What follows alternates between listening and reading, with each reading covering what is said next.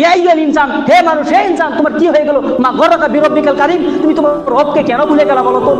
তোমার কি হয়ে গেছে যে তুমি তোমার রবকে ভুলে গেলা? তোমার এমন কি কাজ হলো, এমন কি ভুল হলো যে তোমার রবকে তুমি ভুলে গেছো? তুমি কি কারণে তোমার রবকে ভুলে গেছো? দুনিয়ার কারণে?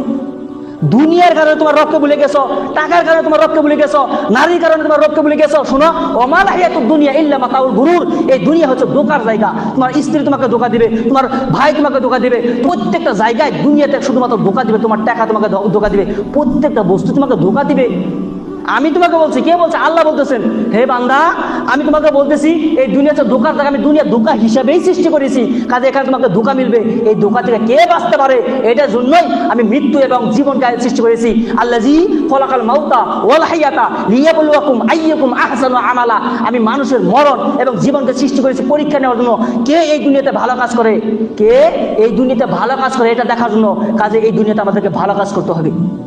এখন আমরা যে ভুল করতেছি, অনেকের অন্তরে আমাদের খারাপ লাগতেছে, আল্লাহ তুমি এত বড় রহমান, আমরা ভুল করে চলে যাচ্ছি, আমাদের ফিরে আসতে হবে।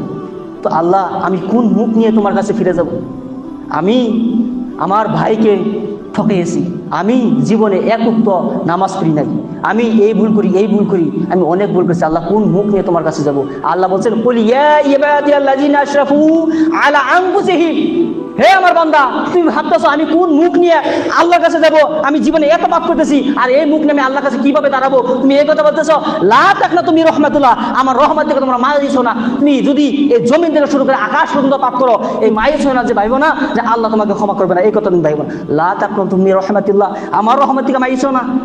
আল্লাহ কত বড় রহমান জানেন? আল্লাহ সুবহানাহু ওয়া তাআলা বলতেছেন যে তুমি যদি আজ থেকে নিজেকে শুধরানোর নিয়ত করে নাও যে কোনো দিন এক ওয়াক্ত নামাজ ছাড়বো না, কোনো দিন সুদ খাবো না, জীবন চলে যাবে, আমার মেয়ে মারা যাবে, আমার স্ত্রী মারা যাবে, গোটা গোষ্ঠী মারা যাবে, তবুও আমি এক টাকা সুদ খাবো না, তওবা করলাম, আর আজ থেকে আমি ভালো কাজ করবো, নামাজ ধরবো, রমজান মাসে রোজা রাখবো, জাকাত ফরজ হলে জাকাত দিব, এই প্রত্যেকটা ভালো কাজ করবো। আল্লাহ, আমি তোমার সাথে ওয়াদা করলাম, আমি তোমাদের সাথে কথা দিলাম, আল্লাহে, আল্লাহর কসম বলে আমি বলতেছি, আমি আজ থেকে নামাজ ছাড়বো না, আজ থেকে ভুল কাজ করবো না।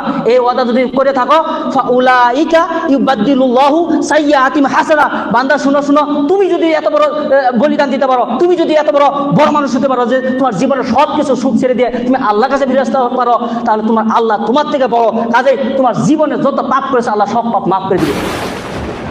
জীবনে যত পাপ করেছেন আপনার সব মাফ করে দেবে। জীবনে আপনি যদি ফিরে আসতে পারেন, আল্লাহ সব মাফ করে দিবে। এখন আমার প্রশ্ন হলো, আল্লাহ ফিরে আসলাম, সব পাপ মাফ করে দিলেন, কিন্তু নেকি তো নাই।